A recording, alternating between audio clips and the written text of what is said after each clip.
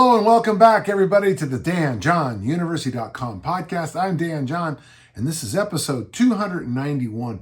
Hard to believe how we're sneaking up on that 300 barrier. Each and every week, I sit down here and I answer your questions. If you have a question, please send them to podcast@DanJohnUniversity.com. We have such good questions recently. And let's start off because I think there's some good ones here today too. We have a question from Jeremy. I'm a 31-year-old male, full-time police officer, SWAT operator, and he's a hobbyist jiu-jitsu practitioner. I have used your programs, 10,000 Swing Challenge, Humane Burpee, as well as some of Pat Flynn's, and worked on my second round, and I'm working on my second round of the armor building formula. Man, I got to tell you, that armor building formula, obviously I'm using it too. I just can't get over. I'm shocked that I wrote that program. For those of you who don't know what I'm talking about, go to danjohnuniversity.com/bookstore and you can pick. It's very well priced, and there's massive conversations on it all over the internet. I do my best to follow up on all of them, but there are a lot of places talking about the armor building formula. I'm not looking to set any personal records other than remain strong, build muscle, and stay mobile. Listen, you bring a love to my heart reading that. Everybody, let me repeat that. I'm not looking to set any PRs other than remain strong, build muscle, and stay mobile. Those are the three best goals we can have. My current schedule is busy, and if possible, I devote 3 to 4 days a week to jiu-jitsu and a minimum of 3 days for lifting. I was thinking of cycling in easy strength next, but what other programs of yours would you recommend to use in order to continue to build muscle, mobility, and not develop any imbalances from doing the same thing over and over again? Well, not long ago, somebody said that every so often that I'll turn and pick up a book. Well, it's interesting because the book I picked up is my own, and I absolutely love your question, and it made me think about the book, The Armor Building Formula, because it's in there. So what I think you might want to experiment now, it probably will work better with barbells, but you can probably figure out a way to do it with if you just have kettlebells. One thing I would recommend, Jeremy, especially if you do have a home gym, and I would really recommend it as a police and SWAT officer. Anybody who has a kind of crazy schedules probably should get a home gym. It's just so much easier. That even if you lived half a block from a gym, it's just sometimes emotionally hard to walk out that door. But in the armor building formula, I have that section in the end that combines the ABF with easy strength. The two exercises I'd recommend, we'll do it this way. So stick with the ABF, and just if you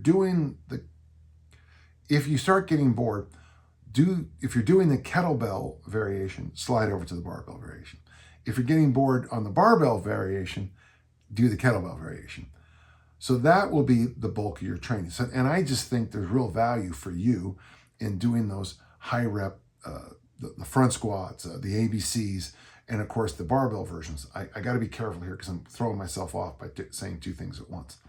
So stick with the armor building formula, and I would just keep repeating those once you get into the program, those 8 weeks, okay? At the same time, I'd also recommend that you dust in a little bit of easy strength.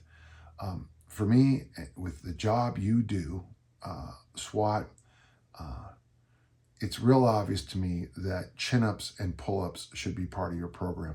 So I would easy strength, those 3 days a week you're training, a pull-up program.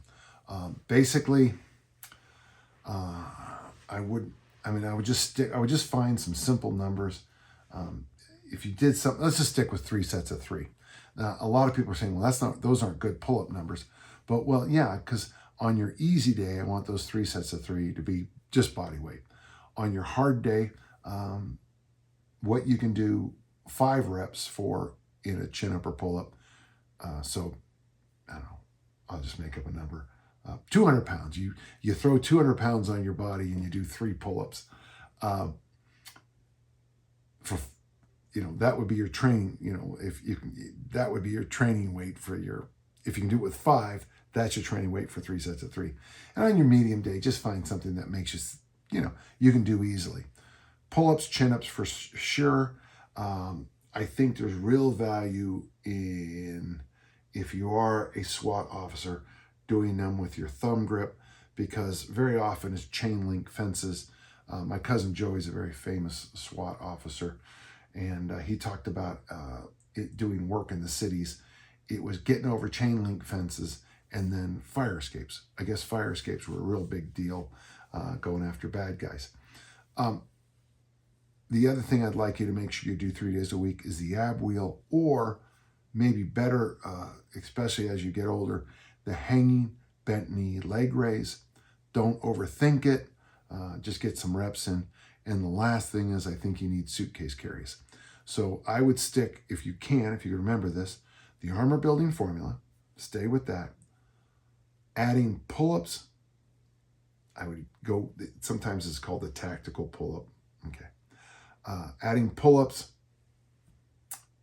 adding the hanging bent knee leg raise or ab wheel, and then loaded carry family, whatever you can think of. Suitcase carries, farmer walks, maybe heavy bag carries, because sometimes you gotta, especially if you're a fireman, sometimes you have to carry people out, and it helps to practice that before you have to do it. If you'd like, occasionally you could probably maybe 1 or 2 times a year sprinkle in a dose of deadlifts or something like that. But you got the basics covered here. And if you're struggling for time, I don't know of anything better than the armor building formula combined with that simple, easy strength answer I gave you. And my best to you, and stay safe out there, okay? Especially as a SWAT officer, okay? Thank you. Good question. We got a question from Bo. Bo says he's a huge fan of the podcast. And then he says, as a former lineman, this would be an offensive lineman in American football, who are the most beloved by coaches of football players. And thrower, yay for you, I really appreciate all the valuable training insights you share. You bet. I have 2 young daughters, and I'd love to see them get into throwing someday.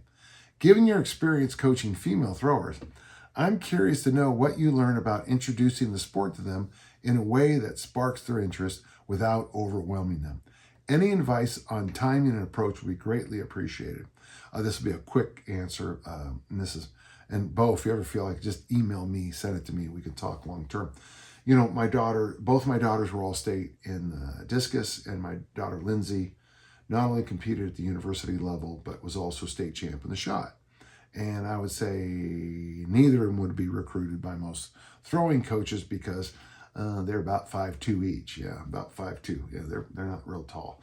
Lindsay claims to be 5'4". And I think there is a big physiological thing I want to share with you. But I got to tell you from the heart, one of the best things you can do, and I don't know why people don't go to track meets. Track meets are wonderful. They're wonderful experiences. There's a million things going on. It's fun to watch the races. Take them over to the throws. Have them watch the high jump and long jump. Take them to a university meet. If they really want to be inspired long term, take them to a big meet. I'm thinking about like the Stanford Invitational, the Texas Relays, and just get the sense of what the male and female body can look like. It's inspiring. It's the word awesome and awful both come from the same root, and it is awesome to see what can happen at the elite level in track and field for performance, and just watching people walk by like, whoa, that's a great athlete. There is one thing specifically about coaching throwers. So there's nothing new about this research, and I didn't plan to do this, but the book is right here. Heidegger's The Physiology of Strength, American edition, 1961. must reading for people in my field, and no one reads it. Someone was telling me about their qualifications the other day about why they're so good. And I asked them about this book. They never heard of it. They never heard of the research in this book. And I'm like, I weep for the future is what I should have said, but I didn't. Heidegger talks about an interesting thing they discovered. Well, and it's, when you think about it, it's pretty obvious, but women, and it's concentric circles, okay? Women can get about 80% as strong as men in the hips and that back, hips, upper thigh area. So squat especially. If I squat 500, it's reasonable to think a woman could squat 400. But as you move out in the concentric circles, women tend to be percentage-wise weaker and weaker and weaker than men, to the point that only 55% here in that wrist, this action. What you'll notice is I'm shot putting. Today at practice, we went outside. It's been cold, but we went outside, and I told Cam, my discus thrower, I said, I don't want you throwing the discus too hard. And she goes, why? And I go, well, we've been throwing indoors for a long time. We have gripped power balls. We throw a lot of sticks. We just throw a lot of stuff. We don't throw discs. But when we go outside, when you have to throw the discus like that, these need a few weeks to warm up. Partially because I have experience as a coach, I know that, but also too because I'm reminded by the numbers that Cam and my female shot putters need more time to gear that strength back up. So if you're working with a female high school shot putter and their ball is 4 kilos, or it might be 8 pounds, I always thought that the difference was silly. But you might not be able to get now the thing is, on day one, your female thrower will be able to glide or rotate in the shot. But when it comes to casting the ball, they won't do it right because they haven't built up the strength, which is why I'm a big fan of having female athletes.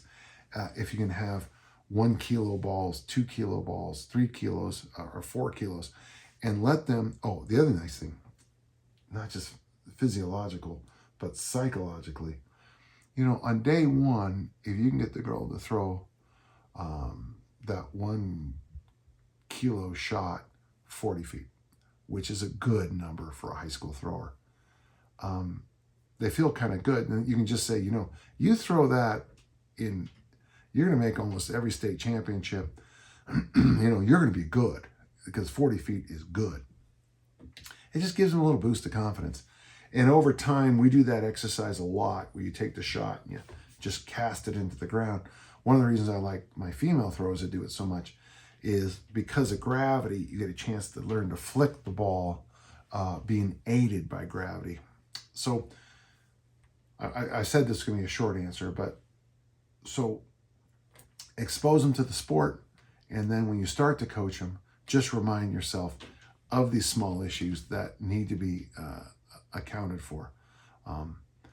I love coaching women athletes, women throwers, because they are all in, and the joy we have coaching is something I just absolutely love.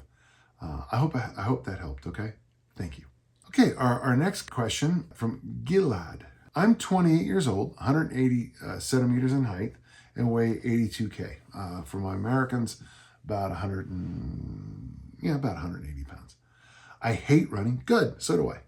But I still want to have some cardiovascular ability. I have 2 kettlebells of 16K and one of 34K. I wonder if that's a typo. I wonder if you mean 24, but I'm not going to worry about it. Sometimes I'm doing 10 minutes one hand swing with the 16K and switch hands. 10 minutes of one hand swing? Wow. Sometimes I'm doing high intensity interval training with sets of 40-second work and 10-second rest in between, also for 10 minutes. I'm starting with 3 sets of swings with the 30, and it says repeated 34. And after some snatches, clean and press, short farmer walks, squats, and swings with the 16. In your opinion, which one is better for general cardiovascular improvement? The HIIT style or the nonstop swings, or something else? One of the hardest things I think I've had to learn in my life, again, I'm coming back to Heidegger's The Physiology of Strength, you know, his answer to getting strong is, you lift weights and you can keep adding load, but if you want endurance, you keep doing things more and more and more, less and less rest period. I'm not sure that our answer for cardiovascular fitness in the last 50, 60 years has been correct. When people say, Dan, what do you do for cardio? I say, well, I sleep and I sit and I walk and I eat, because if your heart isn't beating, you're dead. And that's not a good way to train. I think we've really overdone cardiovascular fitness. A lot of people still, I'm sure a lot of my listeners still believe that you can somehow burn off fat, Interesting, when they do the research on those fat burners, and yes, some of the ones at the turn of the millennium worked, but guess what happened when the United States banned, ephedrine is mostly what I'm thinking of. What happened when ephedrine got banned? Well, the people who were taking a ton of it, didn't take them long to return and more to their former sizes. I think the best cardiovascular training you can do is more walking. But I'm a big believer in the power law style of getting your cardiovascular training. So basically it'd be, the number is 10,000 steps, but yesterday I did 12 because I was, my granddaughter wouldn't take a nap. So I just kept going until she fell asleep. And for those of you who are parents or grandparents, you know that sometimes when the little ones don't want to sleep, the little ones don't want to sleep. But if I'm doing 10, 12, and that one health guy recommends 17,000 steps a day, which is a lot. If I'm walking that much, almost all of my cardiovascular needs are going to be taken care of. In fact, most of my fat loss work is going to be taken care of, unless, of course, I eat, potato chips and Fritos while I'm walking and eat ice cream. What I like is that you've nailed the other side of the power law, that intense high-end stuff. I don't think you need a ton of intensity. I was just reading the other day, someone planned a VO2 max. Oh, and I'm so sick of people asking about VO2 max. Folks, don't ask about VO2 max unless you know what your VO2 max is and you've tried to improve it. You have to, you need data points to talk about something like VO2 max. You just have to. You can't just say, oh, I need to improve it. Well, it's like, I was talking there's a cereal I have in the United States called Cheerios, and on the box it says, I want to say it lowers cholesterol. I think it is. So if you're eating Cheerios to lower your cholesterol, but you have no idea where your starting point for your cholesterol numbers was, and I'm talking about the whole battery, and 6 months of eating Cheerios, by the way, as a kid, I love Cheerios. I don't eat them anymore. 6 months later, after eating Cheerios every day, you take another test, and you can see if there was an impact. Because, if some of the numbers went down and some of the numbers went up, the bad numbers went down and the good numbers went up, you can say, maybe Cheerios helped. Of course, you're in, what did they say? You're in N=1 in this study. And it could have been the fact that on the way over, you were listening to very mellow music and you're very happy. God only knows what causes heart rate, blood pressure, and cholesterol to move up and down so much in a short amount of time. I would say this, if you're going to do the HIIT style, I think the HIIT style is better than the swing. In this example, if you're to do that once a week and then really got your walking in, personally, I think that would be the best for your cardiovascular improvement. And then we come to the great issue of VO2 max and cardiovascular. You're a runner, let's say you're a swimmer, and you take your VO2 max tests on a bicycle. You're a swimmer and you take your VO2 max test on the track. Improving your bike VO2 max or improving your running VO2 max doesn't necessarily mean that you're going to be a better swimmer. And that is the constant problem we have in any of these kinds of things, is that our tools and our measurements don't always reflect what happens in performance. So just kind of keep that in the back of your mind. You don't mention that you're an athlete here, but for the general population, let me tell you, for 95% of the population, anything you do is better than what you're doing currently for your cardiovascular health.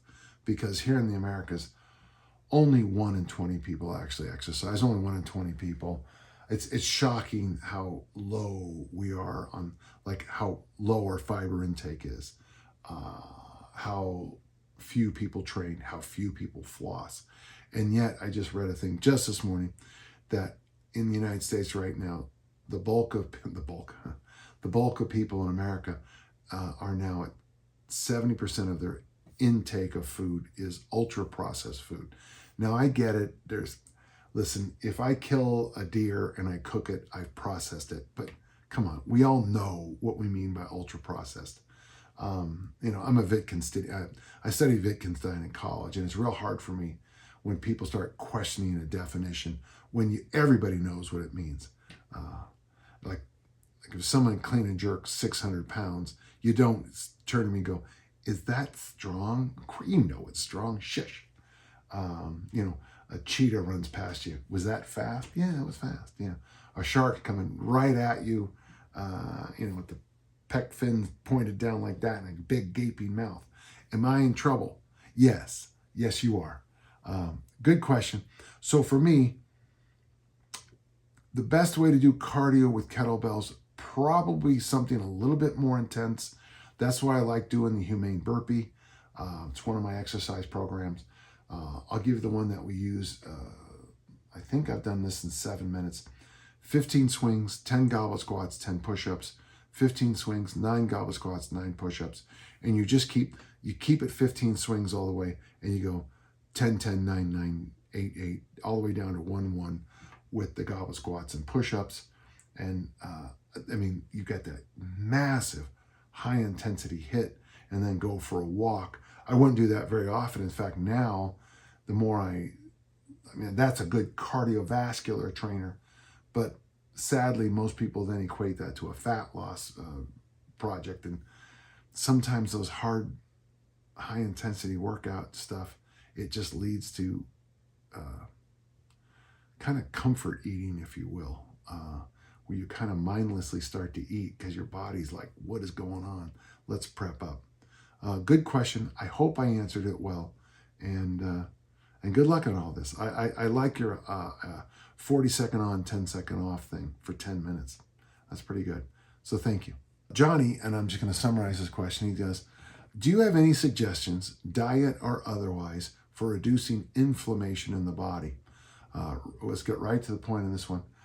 I will say this, and I don't know if I always have believed this, but I react to certain foods. I can't eat crab and lobster. I am allergic to it.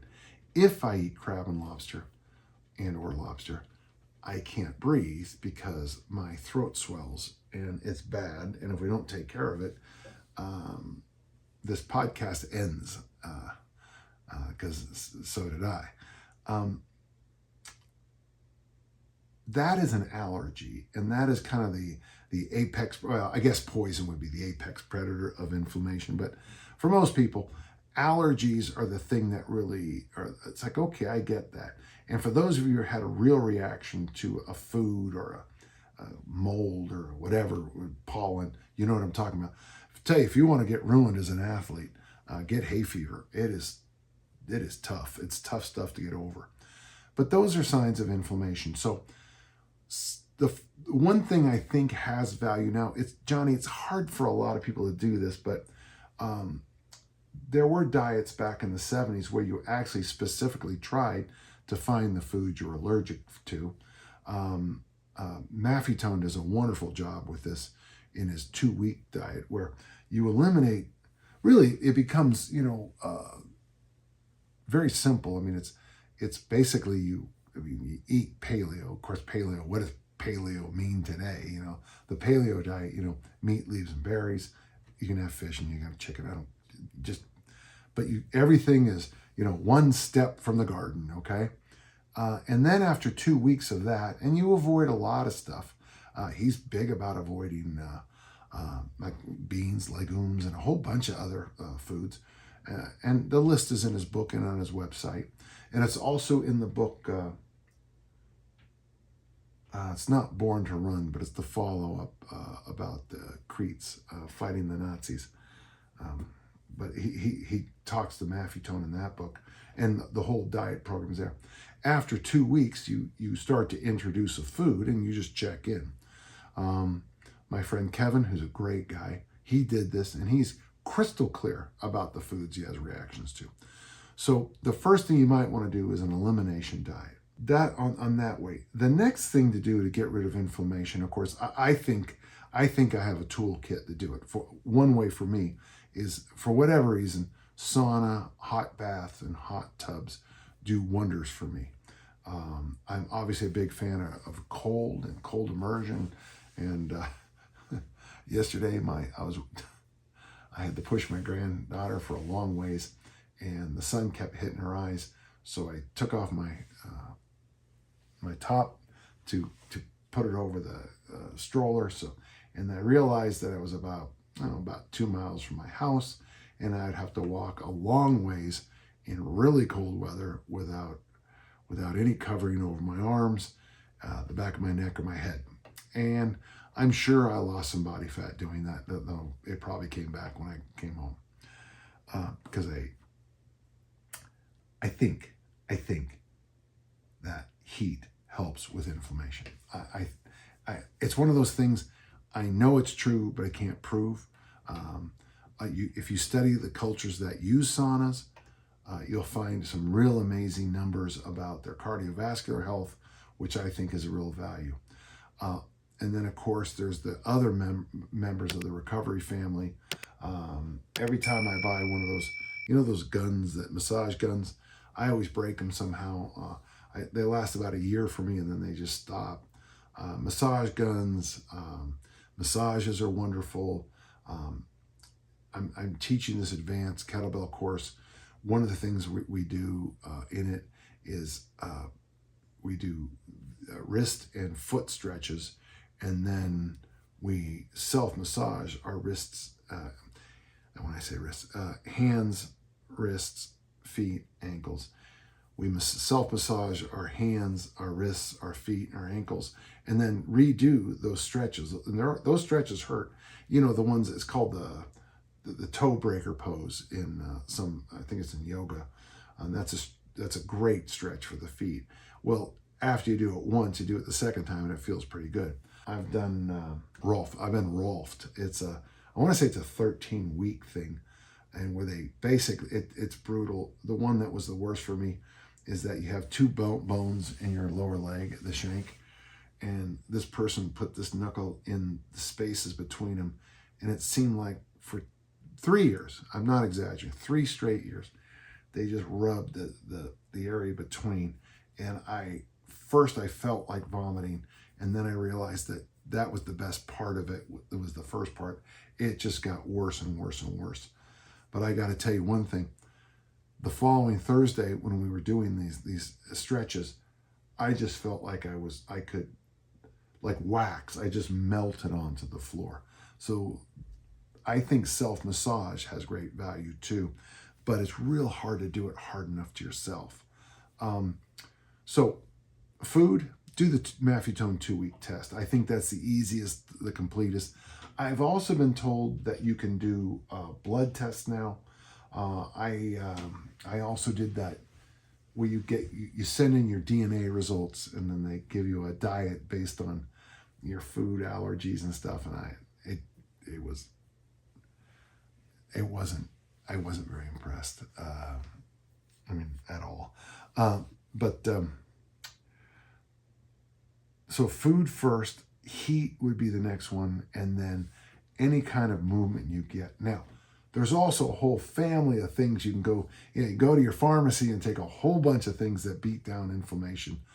I like to use those like a sniper. I only use non-steroid, NSAIDs. whatever. I still think baby aspirin has great value. I like to use a lot less than you need on using aspirin or acetaminophen, or you guys all that you all know the brand names. But I like to go real light on that stuff because I'd rather err with drugs on less, and then you can add. If you start out with too much and try to subtract, it doesn't work well. I'm sorry. When I was in high school, I was under a lot of stress academically, and one night we had a night football game, and I had some Asper gum, and because I was nervous for the game and I was stressed out, I just kept chewing it, and I remember about halfway through the game, my stomach felt like someone had a gas grill inside of there. Lesson learned: don't eat a lot of aspirin or anything else. I hope that helped. I do think, and this is funny, if you dial in your food so you're not hurting yourself by what you're putting down your throat, I think you'll get some real progress on this particular question, Johnny. And then things like heat and massage and all this is fine.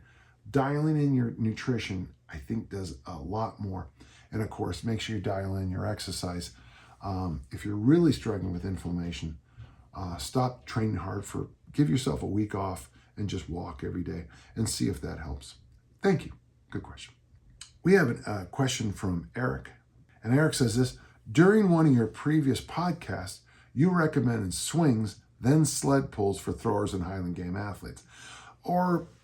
Actually, originally it was goblet squats, overhead squats, front squats, followed by sprints.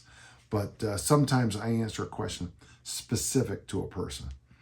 I do most of my training at home and in my side yard, which is not exactly level or flat.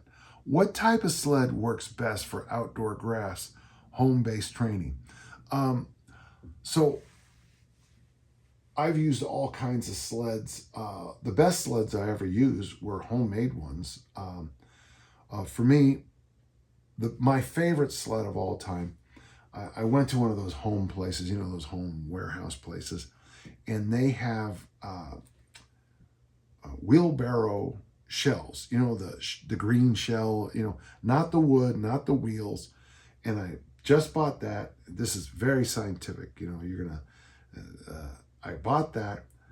I had some rope at home, very thin, and I tied the rope around the wheelbarrow. I tied the other end of the rope around my weightlifting belt. I put my weightlifting belt on, and I just piled up the wheelbarrow with a bunch of junk. Now, what I would recommend, if you have kids, put them in the wheelbarrow and run, and they will love it. Go to a park and do wind sprints with your kids, screaming, "Faster, Daddy, faster," while you do the workout.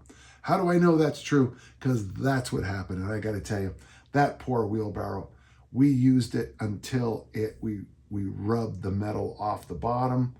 And then I discovered that it was actually better because with the metal off, it would dig in to the ground as you went, making it even harder. And then finally, after one winter, we went out to train with it and we started to use it. And between the rust and the damage we'd put on it, we destroyed a all metal shell, which was pretty impressive. That's my favorite. It's very cheap. And if you have a wheelbarrow that actually works, put your kids in the wheelbarrow and then use that for loaded farmer walks, and you will hear the phrase, "Faster, Daddy, faster," and you'll get the workout of your life in. Okay, Eric? I hope that helped.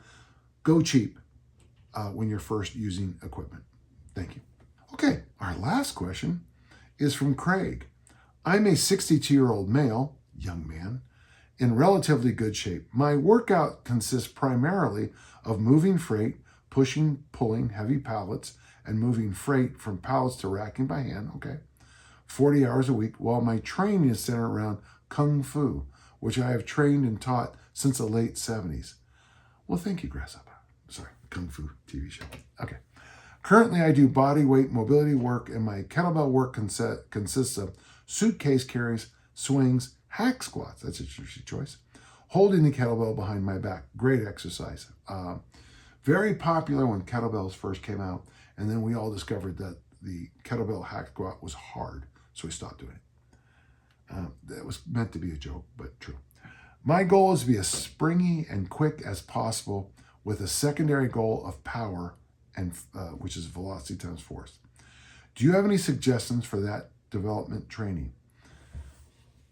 Craig, it's funny because probably the first article I ever read online was Clarence Bass talking to the late, great Terry Todd, a good friend of mine, about keeping the spring. And the spring was the ability to pop up onto a curb or leap up a flight of stairs. And when I read that article, wow, I was a baby. I was, 41? Yeah, 41, maybe 42, but probably 41. Wow, I've been online a long time. And it really hit me in a good place because, as an Olympic lifter, it was really easy for me to keep my spring because, snatch, clean, jerk, those are spring.